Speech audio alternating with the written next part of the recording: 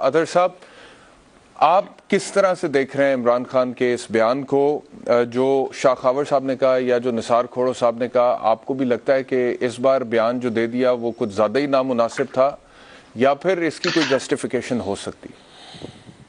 دیکھیں، جہاں تک یہ تعلق ہے کہ ہماری پاک فوج کی جو سینئر قیادت ہے اس میں سب محب وطن بھی ہیں اور سب اہل بھی ہیں، ان میں سے کوئی بھی شخص اگلا آرمی چیف بھی بن سکتا ہے جو میرٹ پہ آتا ہے، جو کرائیٹیریا کے اوپر آتا ہے۔ تو جوان سے لے کے جنرل تک پاکستان کے اندر کسی کو شک نہیں ہے کہ ہماری فوج کتنی محب وطن اور کتنی قربانیاں دیتے ہیں، اور آج جس وقت ہم بات کر رہے ہیں اس وقت بھی وہ قربانیاں دے رہے ہیں اور اپنا خون دے کے میک شور کہہ رہے ہیں کہ میں، آپ، شاہ خاور صاحب اور کھوڑو صاحب اس ٹی وی کے اوپر بیٹھ کے یہاں پہ آزادی سے بات کریں۔ تو اس میں تو کسی کو کوئی شک نہیں ہونا چاہیے۔ اب جہاں تک تعلق یہ ہے کہ عمران خان صاحب نے جو کل بیان دیا، دیکھیں یہ ایک بیانیے کا رد عمل تھا۔ یہ جو حکومت گروائی گئی عمران خان صاحب کی پی ڈی ایم کی جانب سے، ان کا ٹوٹل بیانیہ یہ تھا کہ عمران خان کی حکومت ہم نے اس لیے گرائی ہے کہ وہ اپنی مرضی کا آرمی چیف لانا چاہتا تھا۔ وہ اگر وہ آرمی چیف آ جاتا تو ہم سب نااہل ہو جاتے۔ تو اس وقت کیا فوج کی نیکنامی ہو رہی تھی اس طرح کا بیان دے کے؟ مریم بی بی جو ہیں وہ نام لے لے کے بتاتی رہی کہ جناب یہ آرمی چیف نہیں بن سکتا، اس کو نہیں بننا چاہیے۔ آصف زرداری صاحب نے ایک سرونگ جنرل کے حوالے سے کہا کہ اس کو تو ہم نے کھڈے لائن لگا دیا۔ تو وہ سارے بھی اسی فوج کے لوگ ہیں نا جن کے حوالے سے اس قسم کی باتیں ہوتی رہی۔ تو بات یہ ہے کہ جب عمران خان کہتا تھا ہم 1 پیج پہ ہیں اور اس سے فوج کی بدنامی ہوتی تھی، تو 3 سال سے جو پی ڈی ایم کہہ رہی تھی کہ سلیکٹر ہے فوج اس کو لے کے آئیے، تو وہ اس سے وہ نیکنامی ہوتی تھی۔ تو عمران خان کا جو بیان ہے وہ اس بیانیے کے رد عمل کے طور پہ آپ دیکھیں، جو بیانیہ پی ڈی ایم کا ہے کہ خان صاحب یہ کرنا چاہتے تھے اور اس کام کے لیے وہ فوج کو استعمال کرنا چاہتے تھے، تو یہ اس کا رد عمل ہے۔ اس سے زیادہ مجھے کوئی چیز نہیں لگتی اس میں۔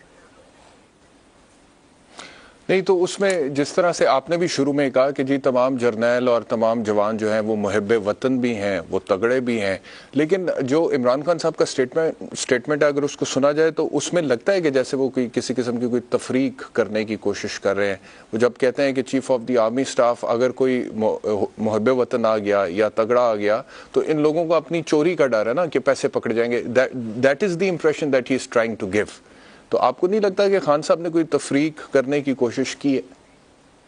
دیکھیں، ٹو بی آنیسٹ اس حوالے سے ان کی اپنی جماعت نے ایک وضاحت بھی دی اور انہوں نے کہا کہ اس کو آؤٹ آف کنٹیکسٹ لیا جا رہا ہے، لیکن جو مجھے سامنے نظر آتا ہے، جو بیانات کھل کے دیے جاتے ہیں کہ مریم بی بی کھل کے کہتی ہیں اگر یہ آرمی چیف بنے تو یہ آئین، قانون اور قوم کے منہ کے اوپر تماچا ہوگا۔ اس قسم کی تو کوئی بات نہیں کی خان صاحب نے۔ دوسری بات یہ ہے کہ یہ جو اس وقت حکومت ہے، جو خواجہ آصف صاحب آج بیٹھ کے انہوں نے پریس کانفرنس کی، کچھ عرصہ پہلے تک ان کے جو بیانات ہیں وہ آپ نے بھی سنائے، میں نے بھی دیکھے، پوری قوم نے سنے۔ اس وقت جو حکومتی اتحادی ہیں، 14 اگست کو انہوں نے، محسن داوڑ صاحب نے فرمایا کہ ہماری فوج بلا اشتعال عام شہریوں کو مارتی ہے، نہتے شہریوں کو مارتی ہے اور اس کے خلاف کوئی قانونی کارروائی نہیں ہوتی، اس لیے وہ روز ایسی حرکتیں کرتے ہیں۔ اور اب یہ فارن افیئرز کی جو کمیٹی ہے اس کے چیئرمین ہیں، سب امبیسڈرز بھی اس کو سنتے ہیں، تو کیا اس وقت اس حکومت کے اندر کسی کو غصہ نہیں آیا، کسی کو خیال نہیں آیا کہ اپنی فوج کے حوالے سے اس طرح کی بات ہمیں کرنی چاہیے یا نہیں کرنی چاہیے؟ باقی بات یہ ہے کہ چاہے خان صاحب ہوں یا پی ڈی ایم ہو، سب کو اپنی اپنی سیاست کرنی چاہیے، اداروں کو بیچ میں مت گھسیٹیں۔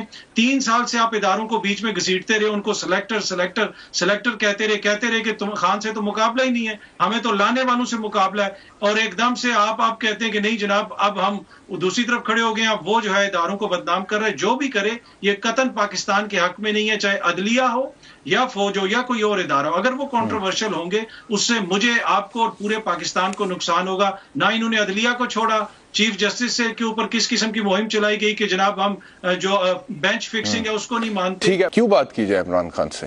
آئینی طور پہ وہ کہتے ہیں تحریک عدم اعتماد آئی تھی، آئینی طور پہ وہ کامیاب ہو گئی، آئینی طور پہ عمران خان کی حکومت چلی گئی، آئینی طور پہ موجودہ پی ڈی ایم کی حکومت بن گئی، الیکشن اپنے ٹائم سے ہوں گے، اسٹیبلشمنٹ نیوٹرل رہنا چاہتی ہے۔ عمران خان صاحب پورے ملک میں جلسے کر کے ایک وقتہ ڈالا ہوا ہے انہوں نے جیسے کہتے ہیں، تو کیوں بات کی جائے عمران خان سے؟ کیوں صبر نہیں کرتے پی ٹی آئی والے؟